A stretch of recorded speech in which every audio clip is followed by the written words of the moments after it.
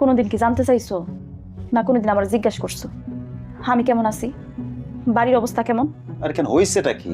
তুমি আমার কোনোদিন কিছু কর না, আর আমি তো জানতে চাই নাই। কইয়া কি লাভ তোমারে? শুধু শুধু পরিবারের মানুষদের মধ্যে অশান্তি সৃষ্টি হইতো।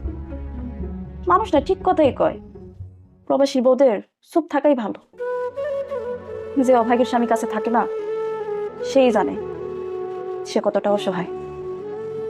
তোমার মার মতন একটা ভালো মানুষ যদি এই পরিবারে না থাকতো, তাহলে আমি না এই পরিবারে টিকতে পারতাম না। অনেক আগেই সংসার ছেড়ে আমার চলে যাওয়া লাগতো। আমি তো এগুলো কিছুই বুঝি নাই বউ। আমি তোমার কোনোদিন কিছু বুঝতে দিই নাই, এই জন্যই তুমি বুঝো নাই।